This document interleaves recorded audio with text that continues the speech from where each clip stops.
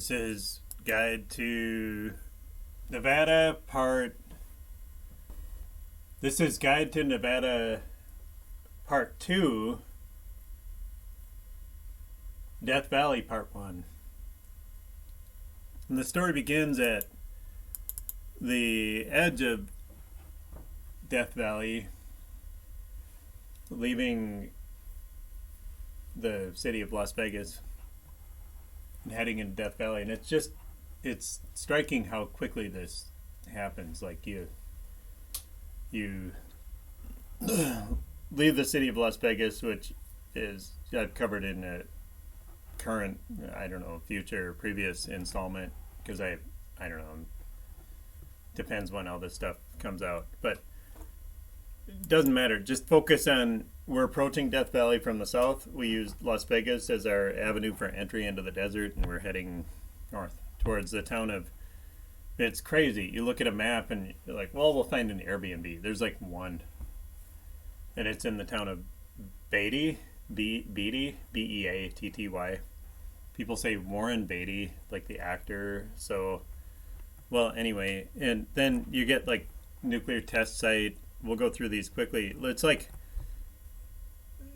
very quickly you're not in a curated environment anymore, and you're seeing the darndest things. You're seeing Brother Wilson, who presumably makes a living just doing affordable weddings, notary services, CCW classes. That's probably like guns. I mean, it's got to be concealed carry weapons or something, first responder. If you need something and you're an hour north of Vegas, give Brother Wilson a call. He can probably hook you up. Or, I mean, maybe even if you want something. Maybe it goes beyond need. I don't know.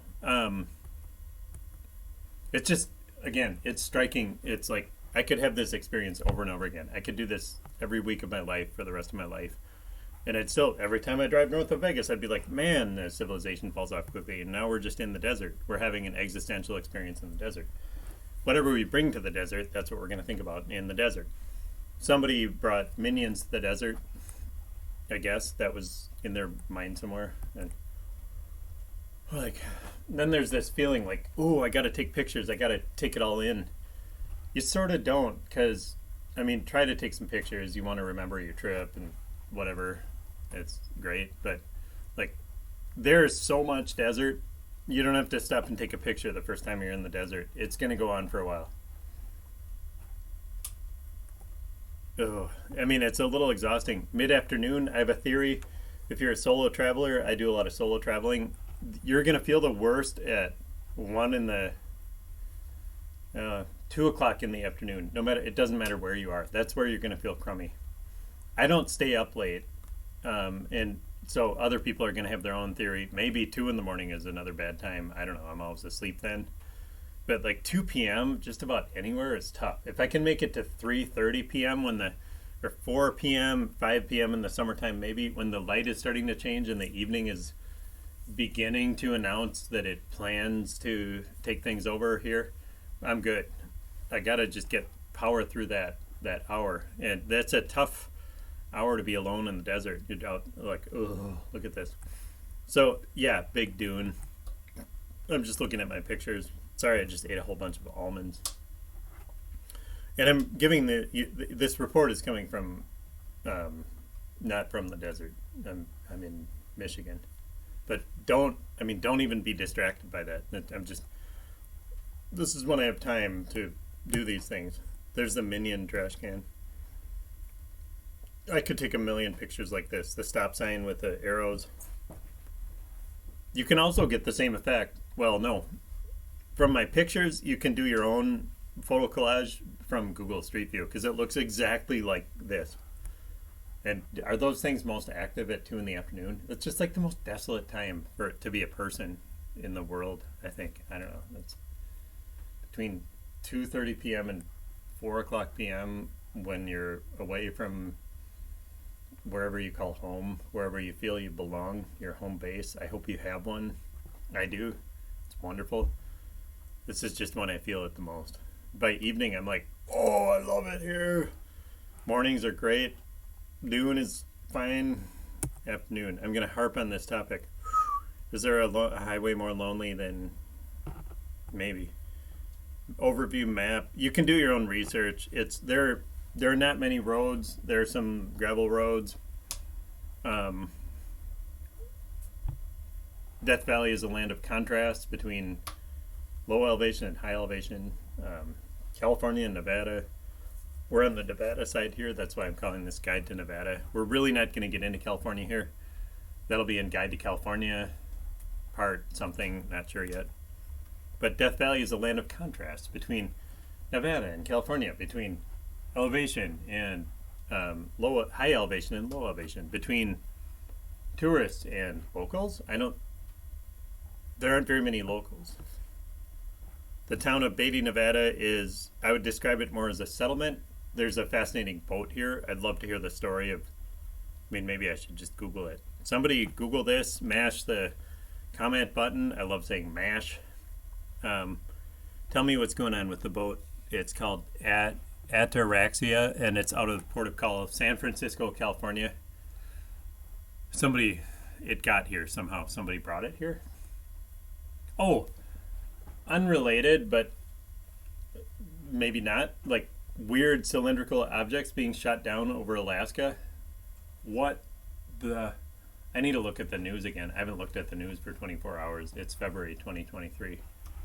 But I'm in northern Michigan, like I said. That's kind of creepy. I should think about it some more and dwell on it, maybe.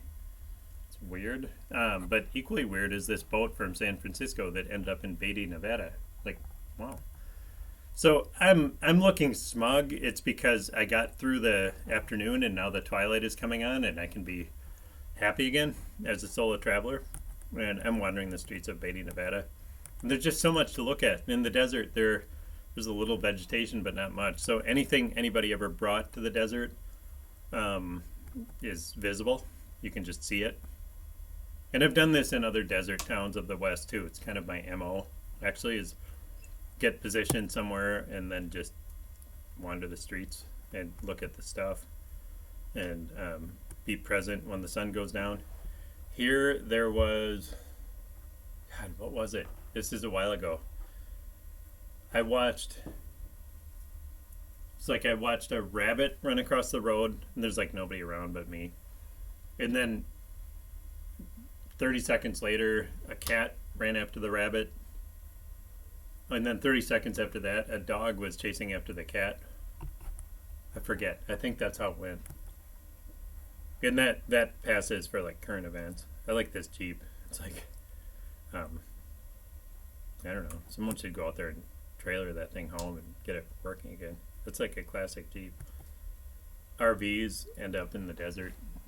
There must be some rule of nature of humans that like eventually every RV ends up in the desert and never moves again. They must all end up there. Like how often does an RV actually get demolished and like converted to scrap? I bet not often. Even say if you own an RV dealership and you're doing some kind of trade-in thing where people can leave their skeezy old RV with you, I bet you're still just flipping it as fast as you can on Craigslist and not like doing maybe the right thing and paying some kids to take it apart piece by piece and put it in a dumpster. I bet it still just ends up in the desert because whoever buys it from you on Craigslist is just going to be like, oh, I got space. That's my deal. I got space out in the desert because the Great Plains are like 2/3 of the U.S. Here's a map showing like my vision of the Great Plains, where there's basically like no incentive to keep your land free of stuff because there's so much land. There's like no penalty for having extra stuff. Beatty, Nevada. I mean, it's ugly to look at. Extra stuff can be ugly to look at, but don't look at it. Look at the mountains. Look at the sunset. This town, everywhere I go, I come back from my adventure with some regret. Here, the regret is that I didn't chat up the retired baby boomers that were just partying. I don't think I even have a picture of them, but they were all gathered around some house with like OHVs, you know, four-wheelers, whatever, parked and just whooping it up. Camaro. I should have just wandered over and chatted with the retired baby boomers because it looks like actually really fun. And anyway, I was staying in this RV that, like, I don't know, my pictures might not show it. I didn't actually look through these pictures ahead of time. You can see the lights of Beatty. This was somebody's business venture to do an Airbnb RV. And sadly, I wish they had just rented a porta potty and pay every 30 days to have it switched or whatever. Instead, they put a composting toilet in the end of this RV, and it took up like a third of it. I'm looking happy. And again, I don't know if I'll have pictures of the composting toilet, but it was impossible. It's like sleeping. It's like having what if I knew that there was a snake inside the RV and I'm supposed to sleep in there and I never saw the snake leave, but I know it's in there because I saw it. That's what it's like sleeping with a composting toilet that's not well vented. Like, you're basically sleeping in an outhouse. I don't know. But this cat came along. This cat was very friendly. I like cats. Eventually I was like, fine, I'll pet you. I'll pet the cat, even though it's like a feral cat. We became friends. And I made a plate of pasta with cheese because I had stopped at the dollar store or someplace. Dollar store, best place to stop if you're solo traveling and your standards are low, which is, I recommend having low standards. Anyway, I boiled up some pasta, had it on a plate from inside. The cat ate the whole plate of pasta. I don't know if cats can eat pasta with cheese. I didn't. I left the next morning and I don't know what happened to the cat, but the cat was like starving, and finally it's like, look, you're hungrier than I am. Here, have this. And the cat, I've never seen a cat eat pasta. There's my pasta. And that thing, don't be fooled. Like, great. It's a toaster oven, hot plate, coffee maker combo. Awesome. You can buy these on eBay. Don't. Because it's like everything else. It's a Swiss Army knife. You know, is the Swiss Army knife the best knife? Not really. Is it the best scissors? No. Is it the best screwdriver? Yeah. Is it the best bottle opener? Maybe. But this thing doesn't do any of its functions very well. It took like 2 hours to make the pasta, and then the cat devoured it in like less than 60 seconds, I'm pretty sure. But happy cat. Yeah, there's the cat. Now we're looking away from the composting toilet that took up like a third of the square footage of this RV. At least I had to sleep. At the very other end, I slept. I was able to get away from the smell a little bit. Map of... So it's the morning. I made it through the night. It's chilly in the morning, whatever. It's the desert. There's the cat. The cat came to check on me. You can, I mean, the outskirts of Death Valley, unfinished projects. That's what you see. Just whole lot of unfinished projects everywhere. Cat. Somebody's doing something out here with this cabinetry. I don't know. I actually think this is storage. Because I think it's a desert. You can store stuff outside. Like, it's not going to rain very often. Just leave your stuff outside. I think that's what people do. Why put a roof on anything? I don't know. Why have walls? Well, maybe they're... I don't know. Look at that staircase in there. There's a staircase in this, like, Adobe thing that... Unfinished project? Or... You tell me. There's the cat. This cat... We had a good thing going, me and the cat. Beatty, Nevada.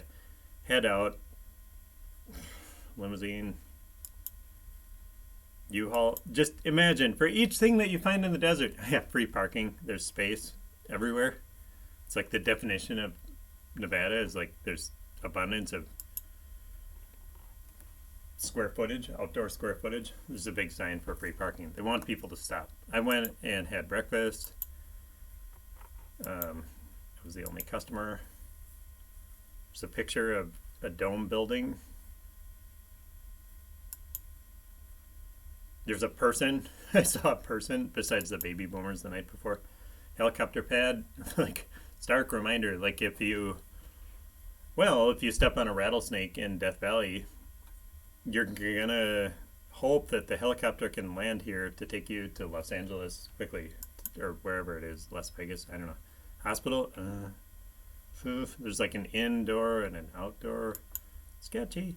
I have the faceplate from the stereo of this BMW. Remember when car stereos used to have like the detachable faceplate so you could bring it inside with you so people wouldn't break into your car and steal your car stereo? Remember that? I have the faceplate from this BMW because I guess when you park your BMW for the last time, you know you're not going to drive it again. You don't even bother with the, right? I wonder where that thing is. I know I have it around. And look, here's the dome house that was in the, So I found the dome house along with, remember I said unfinished project? Did I mention unfinished house? Clearly finished enough to enjoy. I mean, looks like somebody's living their best life in there. So we're still not in Death Valley. We're headed to Death Valley, and I'm going to stop soon because I don't want this to drag on for too long, and we'll just have to make a part 2. We'll get into Death Valley proper, but I have some advice for you, people of the... You people. Go look at the graveyard. Wherever you go, if there's a sign for, like, not a graveyard, but a cemetery, whatever, go check it out inside the national park. There are a few of these on the national park map, and they're interesting, and you can see old cemetery markers. It's hard to, like, the line between ghost town and somebody's stuff that they're still alive and they're still whatever, it's a fuzzy line. Are there people in this photo? No, there are no people, but there's this art park, this thing from some Dutch artist that went to Death Valley, and it's like, it's cool, right? People go to Death Valley to like project their stuff onto the world. I had a weird experience out here. I was in completely like unaltered state of mind. I was just awake and enjoying the desert. And I remember looking off in the distance, like 5 miles away or something, at a hillside, and the hillside was like moving a little. And maybe it was mirage. Maybe it was magic. I don't know.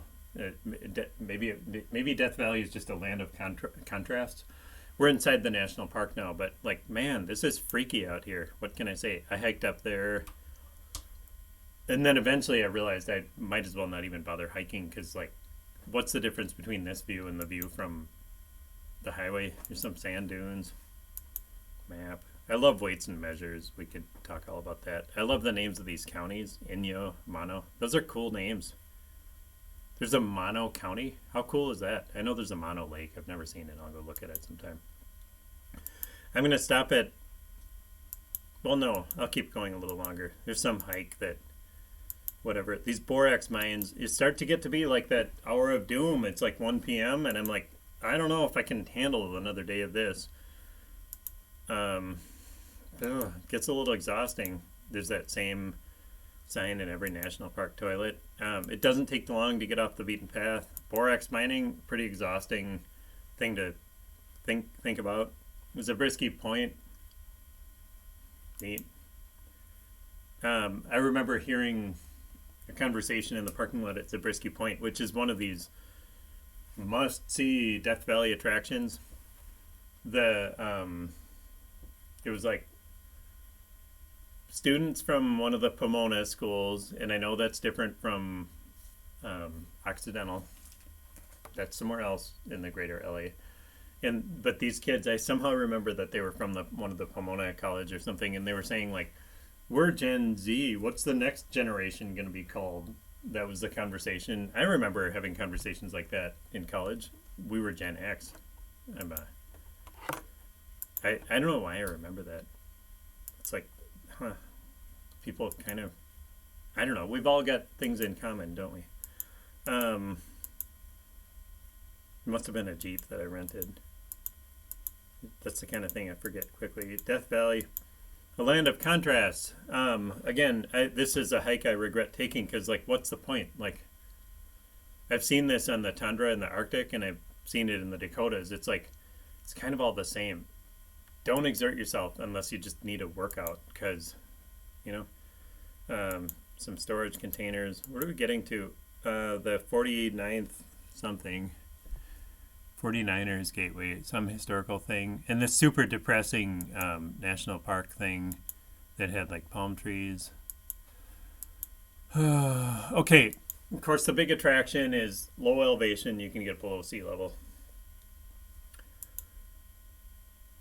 and it turns out the Park Service or whoever, somebody designated the lowest place in the United States or whatever it is.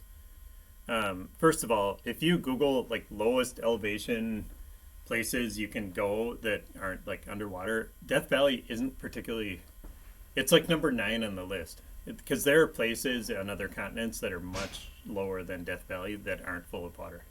I forget where. I think maybe in South America. I don't know. Maybe even in Canada or something. But Death Valley, you're a couple hundred feet below the surface. That's the first thing. The second thing, what they don't tell you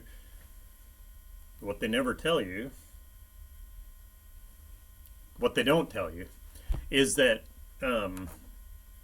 there's a lot of this, and they could have designated like a 5 mile by 10 mile area of lowest elevation, but instead they just picked like one spot that's kind of representative of the rest. Furthermore, I was really sort of impressed by this place because of how people act there. It's every other national park spot, they're like doors slamming and people are whatever, kids are arguing with each other and families are sort of doing their vacation thing. This wasn't a hot day. This was the middle of winter when it was like 60, 70 degrees or something, maybe 80, I don't know. But people act differently in this spot. For some reason, it brings out, Badwater Basin. So we're 282 feet below sea level. And for some reason, people get solemn here. People are like quiet and calm. People close their car doors quietly. And there's like an absence of conflict. Like this is a place, this is sort of how I imagine we would act if we saw an alien landing and the creatures weren't destroying us. We'd be running away and panicking. If we could see it, like in Close Encounters of the Third Kind, how would we act? Something happened to everybody in Badwater Basin, at least the day I was there. There was no running. The kids that I would expect to run around that I see at other spots, because we're all caravanning through Death Valley together at our own speeds, aren't fighting. It's the oddest thing. It puts a spell on people. And maybe it's that way on the hottest day of the year too, elsewhere in Death Valley. I don't know. But even thinking about it, I'm speaking differently. And that's a reflection of how I feel differently, because I'm feeling myself back into how I interpreted or experienced Badwater Basin. And it was like something I shared with those people. We'll never find each other. I have no way of finding the people that were there with me, but I feel like we were all there sharing something. You're basically getting 24 hours in Death Valley. I'm going to stop there. Because at a certain point, you're like, all right, this is more than a desert. This is more than a really big national park. There's something here. There's something here that brings out something in each of us. I mean, I think to preview a future segment, Charles Manson came up to Death Valley too. Maybe it was just really easy to recruit cult members in such an environment. But maybe, I mean, I think he was onto something. I'm not a Charles Manson defender. That's not the point. But like, there's something about Death Valley that,